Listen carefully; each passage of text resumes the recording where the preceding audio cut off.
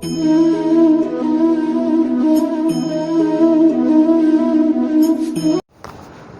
मित्रों આપણે chapter number 13 ની અંદર આગળના ટોપિક તરફ પ્રયાણ કરીએ। આપણે ભણી રહ્યા હતા વસ્તીના લક્ષણો, જેમાં વસ્તીની વૃદ્ધિ એની જે પેટર્ન છે, એની જે ભાત છે,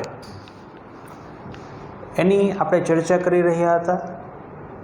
આજનો આપણો જે લેક્ચર છે તે છે જીવન વૃત્તાંત વિવિધતા, અથવા હું એમ પણ કહી શકું કે આ બાબત પણ એક વસ્તીનું લક્ષણ છે। આ બાબત પણ વસ્તીનું લક્ષણ છે। ચાલો હવે જીવન વૃત્તાંત વિવિધતાઓ એટલે શું? દેશી ભાષામાં હું સમજાવું કે આ શેની વિવિધતાની ચર્ચા કરે છે। હકીકતે આ છે ને, સજીવ પોતાનું જીવન ટકાવવા માટે જે તે નિવાસ સ્થાનમાં પ્રજનન સંબંધિત વિવિધતાની ચર્ચા કરે છે। પ્રજનન સંબંધિત વિવિધતા એટલે તમને એમ થાય કે એ વળી કેવી વિવિધતા? પ્રજનન સંબંધિત વિવિધતા, સજીવને પોતાના વસવાટમાં ટકી રહેવા માટેની એ વળી શું? તો જીવન વૃત્તાંત વિવિધતા એટલે સજીવ પોતાનું જીવન ટકાવવા માટે પોતાની પ્રજનન ક્ષમતા જે તે વસવાટની અંદર લાક્ષણિકતા મુજબ ધરાવતી હોય। કાંઈ ન સમજાણું, હું જે આમાં બોલ્યો ને એમાં કાંઈ ન સમજાણું। ચાલો સાવ સાદી ભાષામાં વાત કરું, કે વિવિધતા એટલે શેની વિવિધતા? તો હું બોલ્યો કે પ્રજનન સંબંધિત વિવિધતા। ચાલો, પણ શું પ્રજનન સંબંધિત વિવિધતા એટલે શું? હાવ દેશી ભાષામાં વાત કરું, એક જ શબ્દ બોલું છું કે સજીવ હોય ને, સજીવ એને પોતાના વસવાટમાં, ધારો કે એક સજીવ છે, એને પોતાના વસવાટમાં બીક જેવું છે। શું છે? બીક છે। કોની બીક? ધારો કે પરભક્ષીની બીક છે, અથવા તો આ સજીવ છે ને એનું હાલતા ભક્ષણ થઈ જાય। જો આવું હોય ને, આવું એટલે કે એનું પર ભક્ષણ થઈ જાય, મીન્સ કે એને કોઈક ખાઈ જાય, એની એને સતત બીક રહેતી હોય ને, તો કુદરતી રીતે આ જે સજીવ હોય ને એની અંદર પ્રજનનની વિવિધતા કેવી જોવા મળે? તો કે આ સજીવ કુદરતી રીતે વધુ પ્રમાણમાં સંતતિ ઉત્પન્ન કરે, વધુ પ્રમાણમાં સંતતિ ઉત્પન્ન કરતી હોય, આવી વિવિધતા। જો બીજો સજીવ, આ સજીવ 1, સપોઝ કે બીજો કોઈ એક સજીવ છે, સજીવ 2, એ પોતાના નિવાસ સ્થાનમાં રહે છે, પણ એને આવી કોઈ બીક નથી। સિંહ, એને કોઈ બીક નથી, પરભક્ષણની ધારો કે બીક નથી, એને બીજી કોઈ બીક નથી। તો કુદરતી રીતે આ જે સજીવ હોય ને એ ઓછા પ્રમાણમાં સંતતિ ઉત્પન્ન કરે, ઓછી સંતતિ ઉત્પન્ન કરે। તો આ જે વિવિધતા થાય ને, પ્રજનનની વિવિધતા એટલે હ્યુમન ફિઝિયોલોજીને લઈને કે એનિમલ ફિઝિયોલોજીને લઈને નહીં, કે ઝાઝી સંતતિ ઉત્પન્ન કરવી કે ઓછી સંતતિ ઉત્પન્ન કરવી, તો આ એક વિવિધતા છે, જેને જીવન વૃત્તાંત વિવિધતા કહેવાય। તો સજીવ હોય ને એ પોતાના નિવાસ સ્થાનની અંદર, વસ્તીની અંદર રહેલો સજીવ પોતાના નિવાસસ્થાનમાં જ્યાં તે રહે છે તે નિવાસસ્થાનમાં પોતાની મહત્તમ પ્રજનનની યોગ્યતા ધરાવતું હોય, અથવા તો એવું વિકસિત કરી ચૂક્યો હોય છે। આ સ્ટેટમેન્ટ શું કહેવા માગે છે? કે કોઈ પણ સજીવ પોતાનું અસ્તિત્વ ટકાવવા માટે પ્રજનનની આવા પ્રકારની વિવિધતા વિકસિત કરી ચૂકી હોય છે, અથવા તો ભૂતકાળથી ચર્ચા કરીએ ને તો એમાં એવો ઉદ્વિકાસ થયો હોય તો જ એ ટકી શકે, બાકી ન ટકી શકે। એટલે અહીંયા જે વિવિધતાની ચર્ચા કરીએ છીએ એ પ્રજનનને લગતી જ વિવિધતા, પ્રજનન ક્ષમતાની, પણ કેવી રીતે મેં તમને કીધું। એટલે ટૂંકું ને ટચ, દરેક વસ્તીની અંદર રહેતો સજીવ, કે અલગ અલગ સજીવોની અલગ અલગ વસ્તી હોય, એમાં આપણને પ્રજનનની જે આ ક્ષમતા, પ્રજનનની જે આ વિવિધતા છે કે જેને જીવંત વૃત્તાંત વિવિધતા કહેવાય, એ અલગ અલગ જોવા મળે। એ કોના ઉપર ડિપેન્ડ કરે? તો કે આ સજીવ ઉપર ડિપેન્ડ કરે। સજીવે શું કામ એવી વિવિધતા અપનાવી હશે, અથવા કેમ ઉદ્વિકાસ થયો હશે?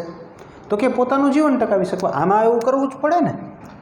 હવે આ સજીવનું હાલતા પર ભક્ષણ થઈ જતું હોય ને, આ સજીવ જેને કહેવાય કે ઓછા પ્રમાણમાં સંતતિ ઉત્પન્ન કરતું હોય, ધારો કે આ છે એ જીવનમાં એક જ વાર પ્રજનન કરે ને એક જ સંતતિ ઉત્પન્ન કરે તો એનું નામો નિશાન જ ન રહે, એ કેદીનું લુપ્ત થઈ ગયું હોય.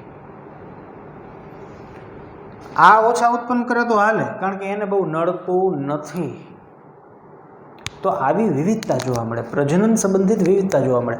જેમ કે મનુષ્ય છે તે જીવનમાં ઘણી વખત પ્રજનન કરી શકે, પરંતુ મોટે ભાગે એક સંતતિને જન્મ આપે.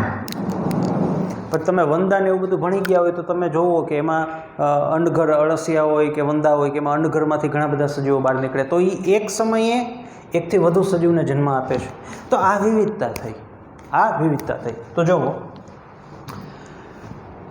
સજીવ પોતાનું જીવન ટકાવવા પોતાની પ્રજનન ક્ષમતા હોય ને એ જે તે વસવાટ મુજબ એ ધરાવે, જે તે વસવાટની લાક્ષણિકતા મુજબ. વસવાટની લાક્ષણિકતા એટલે ધારો કે એ વસવાટમાં એને પરભક્ષીથી બચવાનું થતું હોય, અથવા તો એ વસવાટમાં પર્યાવરણીય ઘટકો જેને કહેવાય અનુકૂળ ન રહેતા હોય, પ્રતિકૂળ હોય, તો પોતાનું જીવન ટકાવવા માટે એ ઝાઝા સજીવ ઉત્પન્ન કરે, ઝાઝા સજીવને જન્મ આપે.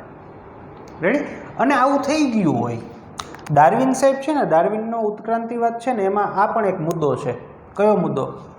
તો કે જે સજીવ પ્રજનનની યોગ્યતા દર્શાવતું હોય ને એ ટકે.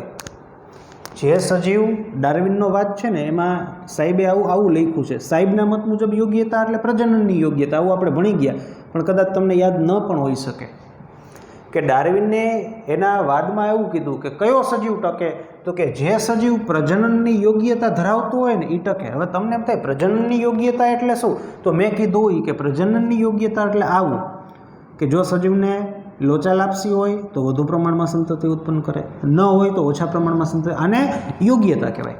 અથવા ગાણિતિક રીતે કહીએ ને તો ઊંચું આર મૂલ્ય. પ્રજનનની યોગ્યતાને ગાણિતિક રીતે વ્યાખ્યાયિત કરવું હોય તો ઊંચું આર મૂલ્ય. આર એટલે શું? કાલે જ જોયું હતું, બર્થ માઇનસ ડેથ. તો આનો જે બાદબાકી કરી એ ઊંચું આવે, એનો મિનિંગ શું? કે જન્મદર વધુ છે એટલે કે વસ્તીની વૃદ્ધિ થઈ રહી છે. ઊંચું આર મૂલ્ય એટલે સાદી ભાષામાં આપણે આને બાદબાકી કરીએ એટલે વસ્તીની વૃદ્ધિ થઈ રહી છે. તો પ્રજનનની યોગ્યતા ધરાવતા સજીવો કેવી વસ્તી એમાં વૃદ્ધિ થાય. તો પ્રજનનની યોગ્યતાને ડાર્વિનિયન યોગ્યતા પણ કહેવાય. હવે ડાર્વિન સાહેબે કીધું એટલે ડાર્વિન સાહેબનું નામે ઠપકારી દીધું કે પ્રજનન યોગ્યતાને ડાર્વિનિયન યોગ્યતા કહેવામાં આવે છે. સપોઝ કે કોઈ વસ્તીમાં સજીવો ડાર્વિનિયન યોગ્યતા ધરાવતા નથી એવું તમને કીધું એટલે તમારે સમજી જવાનું કે આ સજીવો પ્રજનનની યોગ્યતા ધરાવતા નથી. એટલે તમારે સમજી જવાનું કે જે દરથી પ્રજનન થવું જોઈએ, જે દરથી વસ્તીનો વધારો થવો જોઈએ એ નથી થતો, એટલે એ કાળક્રમે ટકે નહીં. આમાં કેમ આ સજીવ મેં કીધું એમ ધારો કે એક જ સજીવ આપે, એક જ સજીવને જન્મ આપી એ એક જ વખત, તો એ લાંબો સમય ન જીવે, તો એ લાંબો સમય જીવે નહીં. એટલે જીવન વૃત્તાંત વિવિધતા એટલે પ્રજનનની વિવિધતા. કયા સંદર્ભે વિવિધતા એ મેં તમને સમજાવ્યું. ચાલો હવે આગળ જેમ સમજીએ એમ તમને વધારે ખ્યાલ આવતો જશે. જો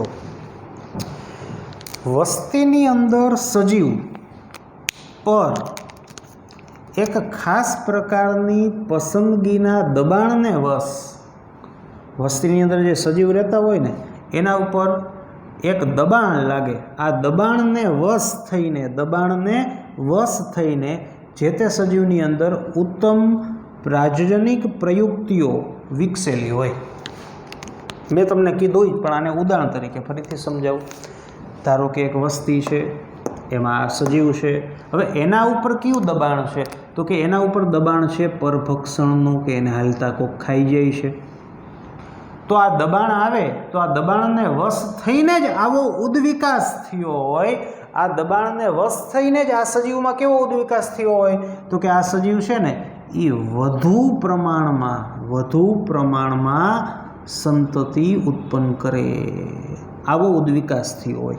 એટલે અહીંયા કવિ એવું કહેવા માગે છે કે કોઈ પણ સજીવની અંદર જીવન વૃત્તાંત વિવિધતાઓ એટલે કે પ્રજનનને લગતી જે આ વિવિધતાઓ છે તે સજીવ જે વસવાટમાં રહે છે આ વસવાટની અંદર આવતા આવા દબાણો એને આધીન થયો હોય છે. જો આને આવું દબાણ ન હોત ને તો એ વધુ પ્રમાણમાં સંતતિ ઉત્પન્ન ન કરે. રેડી? ચાલો આગળ. હવે આપણને એક્ઝામ્પલ આપ્યા છે અમુક, જોઈએ એક્ઝામ્પલ.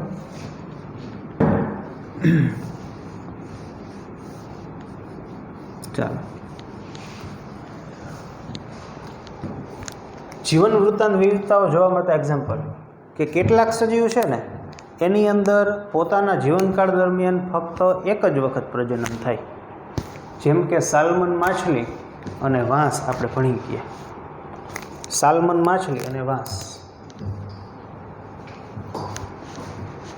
જ્યારે પક્ષીઓ અને સસ્તનો હોય ને એની અંદર જીવનકાળ દરમિયાન ઘણી વખત પ્રજનન થાય. તો આ શું છે? વિવિધતા છે. આ વિવિધતાઓનો ઉદ્વિકાસ થયો કે આવી વિવિધતા આવી એની પાછળનું કારણ શું હોય? તો કે આના પૂર્વજો અને આના પૂર્વજો એમાં આવું કાંઈક ઉદ્વિકાસ સમયે દબાણની કે આવા ઘટકો એની પાછળ કામ કરતા હોય. પણ તમને એક વાત કહી દઉં, હવે જો આવું હોય ને, આવું આ કિસ્સો હોય ને, આવો કિસ્સો હોય ને, તો એમાં આ માછલી હોય ને એ ભલે એક જ વાર પ્રજનન કરે, પરંતુ પુષ્કળ પ્રમાણમાં ઈંડાનો ત્યાગ કરે. મને એક્ઝેક્ટલી આંકડો યાદ નથી, પણ આ આંકડો કરોડોમાં આવે કે સાલ્મન માછલી એક જ વખત પ્રજનન કરે તો તમને એમ થાય તો લોચા થાય, પણ એ પુષ્કળ પ્રમાણમાં જેને કહેવાય કે પોતાના ઈંડાનો ત્યાગ કરે અથવા તો સંતતિનો ત્યાગ કરે. એવી જ રીતે ટેક્સ્ટબુકમાં લખ્યું, તમે નિરાતે વાંચજો કે વાંસ હોય ને એ ભલે એક જ વખત પ્રજનન કરે, પણ એ જ્યારે પ્રજનન કરે ત્યારે એની અંદર પુષ્કળ પ્રમાણમાં સંતતિ કે ફળ આવે કે પુષ્પ આવે. પુષ્પ આવે પછી ફળ આવે, એટલે ઝાઝા પુષ્પ આવે એટલે ઝાઝા ફળ, અને આ ફળની અંદર બીજ બન્યા હોય એટલે ઝાઝા. તો આ વિવિધતા.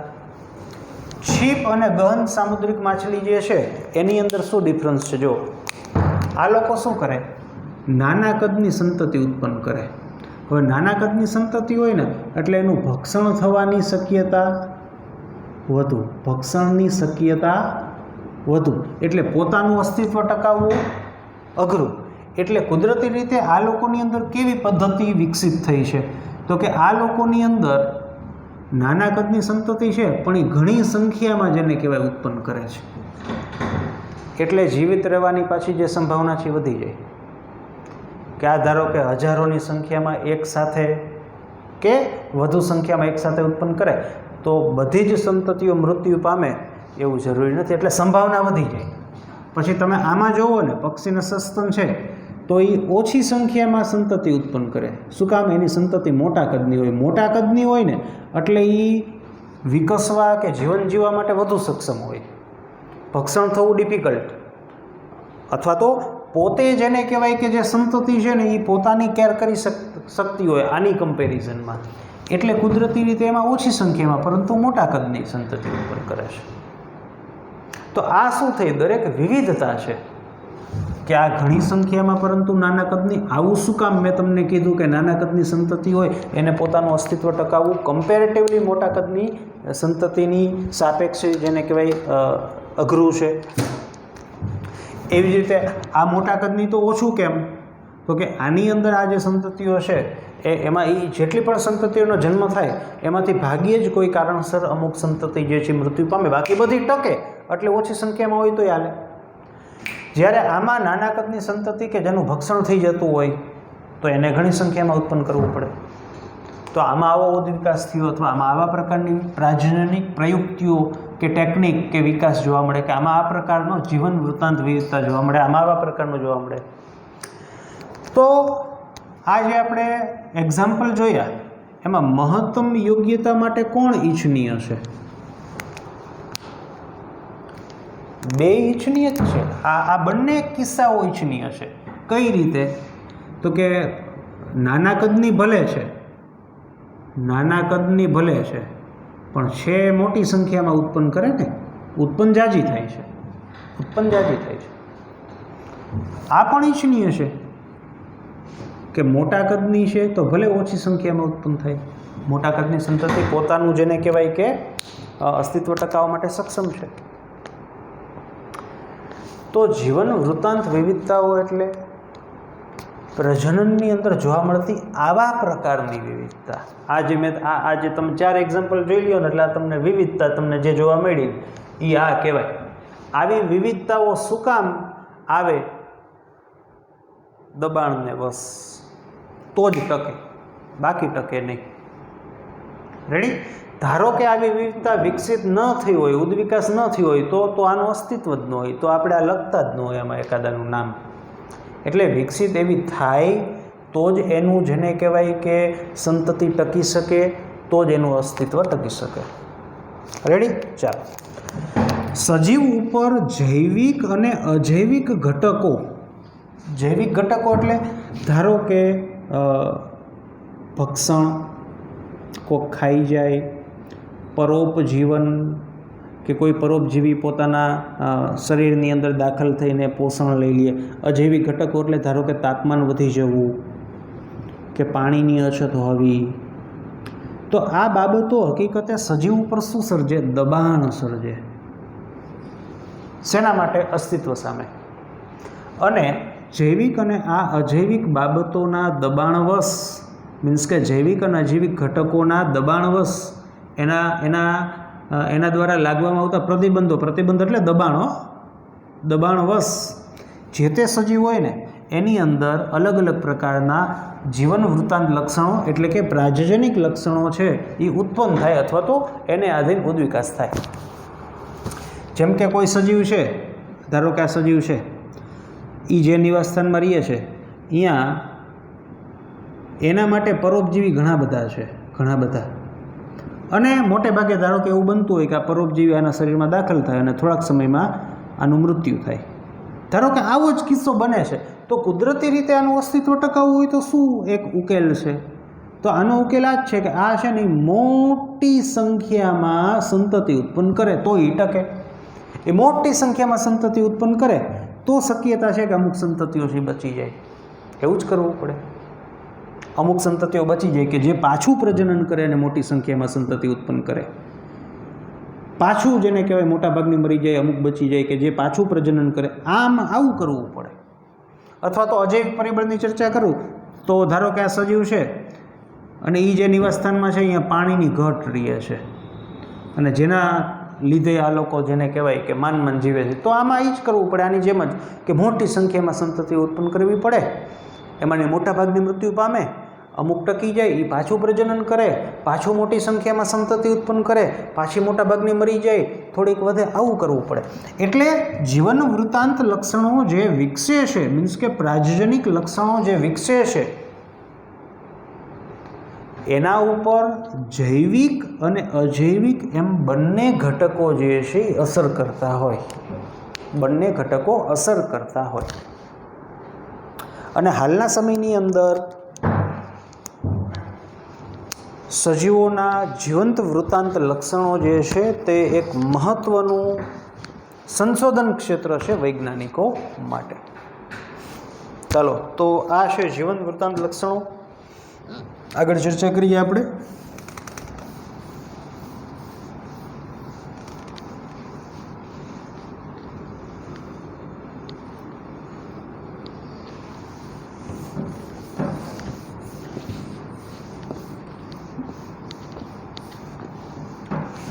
વસ્તીનું લક્ષણ, આંતરક્રિયાઓ. સજીવો વચ્ચે થતી આંતરક્રિયાઓ જે આપણો વસ્તીનો મીન્સ કે આ લક્ષણ ખૂબ જ મહત્ત્વનું લક્ષણ. અને આ લક્ષણ એટલે આપણો આ ચેપ્ટરનો છેલ્લો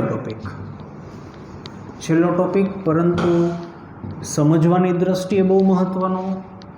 એક્ઝામ પોઈન્ટ ઓફ વ્યૂ વાત કરું તો પણ ખૂબ જ મહત્ત્વનો ટૉપિક છે. ટૂંકમાં આપણે જે સહજીવન, પરોપજીવન જેની ચર્ચાઓ કરીએ છીએ એ આપણે અત્યારે કાયદેસર ભણવાનું છે. તો આ વસ્તીનું લક્ષણ આંતરક્રિયાઓ. સજીવો વચ્ચે થતી આંતરક્રિયાઓ. રેડી? ચાલો. હવે સહજીવન હોય, પરોપજીવન હોય, ભક્ષણ હોય, સહભોજિતા હોય, પ્રતિજીવન હોય, સ્પર્ધા હોય, આ બધી સજીવોની અંદર સજીવો વચ્ચે વચ્ચે થતી એક પ્રકારની આંતરક્રિયાઓ છે. ચાલો હવે આ ટોપિક જે છે ને સ્ટાર્ટિંગથી શું સમજાવે છે હું એને દેશી ભાષામાં રજૂ કરું છું. પહેલી વસ્તુ એ કે આંતરક્રિયા ક્યારે થાય? આંતરક્રિયા ક્યારે થાય તો કે બે શક્યતાઓ છે આંતરક્રિયાઓ ક્યારે થાય. પહેલી શક્યતા કે એક જ જાતિના બે કે તેથી વધુ સજીવ હોય તો આંતરક્રિયા થાય. તો કાં સહજીવન થાય, ભક્ષણ થાય, સ્પર્ધા થાય, પરોપજીવન થાય. બીજું કે એક જ જાતિના બે સજીવો વચ્ચે જ આંતરક્રિયા થાય એવું નથી. બે કે તેથી વધુ જાતિના સભ્યો વચ્ચે પણ આંતરક્રિયા થાય. ચાલો પહેલાં આ સમજાવું પછી આ સમજાવું. ચાલો એક જ જાતિના બે સજીવ એટલે આપણે લઈ લીધું બે ગાય, આ પહેલી ગાય, આ બીજી ગાય, બે એક જ જાતિના થયા, એની વચ્ચે આંતરક્રિયા થાય. આંતરક્રિયાનું નામ આપી દઉં હું સ્પર્ધા. કઈ બાબતે સ્પર્ધા થાય? તો આ બાબતે સ્પર્ધા થઈ શકે ખોરાક મેળવવાની બાબતે. ખોરાક મેળવવાની બાબતે સ્પર્ધા થાય. ચાલો આ સમજાવું. આ ઘાસ છે, આ છે ઘાસ, પાછું ઘાસ રાખ્યું.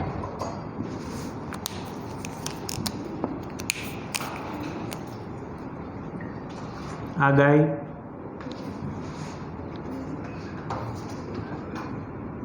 આ હરણ, આ છે તીતીકોળો, ગ્રાસહોપર જેને આપણે કહીએ તે. તો આ અલગ અલગ જાતિના સભ્યો વચ્ચે પણ આંતરક્રિયા થઈ. આ આંતરક્રિયાનું નામ શું છે? આ આંતરક્રિયાનું નામ સ્પર્ધા છે. રેડી. કઈ બાબતે આંતરક્રિયા અથવા સ્પર્ધા થઈ? તો કે ખોરાક મેળવવાની બાબતે.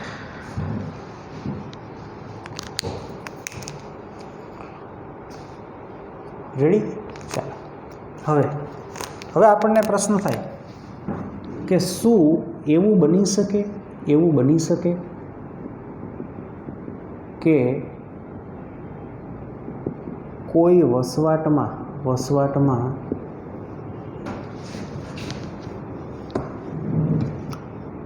આવા પ્રકારની આંતરક્રિયા ન થાય? શું એવું બની શકે? તો આપણે વિચારીએ, આપણે કહીએ ચાલો હા. તો આનું મિનિંગ શું થાય કે તે વસવાટમાં એક જ પ્રકારના સજીવ રહેતા હોવા જોઈએ. તો આપણને વિચાર થાય કે ધારો કે કોઈ એક જ પ્રકારના સજીવ રહેતા હોય તો એને ખાવાનું કોણ આપે? ધારો કે આપણે વિચારીએ કે ધારો કે કોઈ એક વસવાટ છે અહીંયા ફક્ત હરણ જ છે, હરણ. તો આપણને થાય ખાલી હરણ આ એક જ પ્રકારનો સજીવ હોય તો એને ખાવાનું કોણ દે? મીન્સ કે વનસ્પતિ તો જોઈએ જ ને. તો આપણને એમ થાય નહીં, આ પોસિબલ ન બને. તો આપણે આવું વિચારીએ કે ફક્ત વનસ્પતિ જ હોય તો એને, કારણ કે એ તો જાતે બનાવે છે ખોરાક. કોઈ એક વસવાટમાં ખાલી વનસ્પતિ જ રહેતી હોય તો શું આવી આંતરક્રિયાઓ થાય? તો આપણે કહીએ કે ના, ન થાય. પણ મિત્રો, કવિ એવું કહેવા માગે છે કે કોઈ વસવાટમાં ફક્ત એક જ પ્રકારના સજીવ રહી શકે નહીં. એટલે કવિએ ડાયરેક્ટ કીધું કે ફક્ત વનસ્પતિ જ હોય તેવું શક્ય નથી, તેવું શક્ય નથી. કોઈ વસવાટની અંદર ખાલી વનસ્પતિ જોઈને એવું શક્ય નથી. શા માટે? તો કવિ એમ કહે છે કે વનસ્પતિને પોષક દ્રવ્યની જરૂર પડે. હવે આ પોષક દ્રવ્ય હોય ક્યાં? જમીનમાં. એનું શું થયું હોય? તો કે રાસાયણિક ચક્રીયકરણ થયું હોય. રાસાયણિક ચક્રીયકરણના લીધે જ જમીનની અંદર પોષક દ્રવ્યો છે કાર્બનિક દ્રવ્યમાંથી ઉમેરાય, અકાર્બનિક દ્રવ્યમાં પરિણમે. તો રાસાયણિક ચક્રીયકરણ થવા માટે કોની જરૂર પડે? વિઘટિત અથવા વિઘટન કરનાર બેક્ટેરિયા, ફૂગની. તો વનસ્પતિ જ્યાં રહેતી હોય ત્યાં જમીનમાં ભેગા બેક્ટેરિયા તો જોઈએ જ, નકર ન હાલે. પછી કવિ આગળ એમ કહે છે કે પરાગનયન માટે પ્રાણીઓની આવશ્યકતાઓ છે, કીટકોની આવશ્યકતાઓ છે. પ્રાણીઓની અંદર કીટકોની આવશ્યકતાઓ છે. પવન પરાગિત હોય તો વાત અલગ છે, પવન પરાગિત હોય તો ઠીક છે, પણ તોય બેક્ટેરિયાની જરૂર તો પડે છે. એટલે કવિ એવું કહે છે કે વનસ્પતિ એકલી ન રહી શકે, પ્રાણી તો હાવે ન રહી શકે. એટલે વનસ્પતિની સાથે સાથે બેક્ટેરિયા અને પ્રાણીઓ તો જોઈએ જ. એટલે ન તો ભૂતકાળમાં વનસ્પતિ ક્યારેય એકલી હતી અને ન તો ભવિષ્યમાં હશે. પ્રાણી તો એકલા હાલે જ નહીં, એને તો જોઈએ જ, એ તો એકલા હાલે જ નહીં. આ તો વનસ્પતિમાં હાલે એવું લાગતું હતું પણ એ ન હાલ્યું. એટલે તમને ખબર પડી કે આ આખી મેં જે વાર્તા કરી ને, આ જે મેં આખી વાર્તા કરી, એને નાને શું લેવા દેવા? તો એને નાને એવું લેવા દેવા કે કોઈ પણ વસવાટ હોય ને, કોઈ પણ વસવાટ, એમાં કોઈ સજીવ એકલો ન હોય. એકલો ન હોય એટલે ઘણા બધા હોય, ઘણા બધા હોય ને એટલે કાંઈક ને કાંઈક આંતરક્રિયા તો થાય, કાંઈક ને કાંઈક હલાડા થાય જ. તમને એમ થયું કે આમાં શું આંતરક્રિયા થઈ વનસ્પતિને? તો આ વનસ્પતિમાં પરાગનયન કરે, તમે ભણી ગયા કે મધમાખી પરાગનયન કરે તો મધમાખી સામે જેને કહેવાય કે અમુક બેનિફિટો મેળવે છે, મધુરસ જે છે એ, અથવા તો પરાગરજને ખાય. તો વનસ્પતિ અને આ પરાગ વાહકો વચ્ચે એક પ્રકારનો સંબંધ કહેવાય, જેને સહઉપકારિતા અથવા સહજીવન કહી શકાય, સહોપકારિતા કહેવાય કે હામે બેયને ફાયદો થયો. તો આ એક પ્રકારની આંતરક્રિયા. એટલે છેલ્લે આ બધી મેં વાત કરીને એનો ભાવાર્થ એવો નીકળે કે કોઈ વસવાટમાં કોઈ એકલું ન રહી શકે, ન તો પ્રાણીઓ એકલા રહી શકે, ન તો વનસ્પતિ એકલા રહી શકે. અને એકલા ન હોય ને અને બધા મિક્સમાં હોય ને એટલે કાંઈક ને કાંઈક તો હોય જ. હવે જુઓ, આ ગાય છે, ગાય એ આને ખાય છે, તો આ તમને ખબર આને કઈ આંતરક્રિયા કહેવાય? આને પરભક્ષણ થયું કહેવાય, આને પરભક્ષણ કહેવાય. તમને એમ કે સિંહ હરણને ખાય એને જ પરભક્ષણ કહેવાય? નો, આ સજીવ જ છે ને, આનું નામ હોય રેશન કાર્ડમાં. તો આ ઘાસને ગાય ખાય તો એ પરભક્ષણ કહેવાય, એ પરભક્ષી છે. કોણ? ગાય.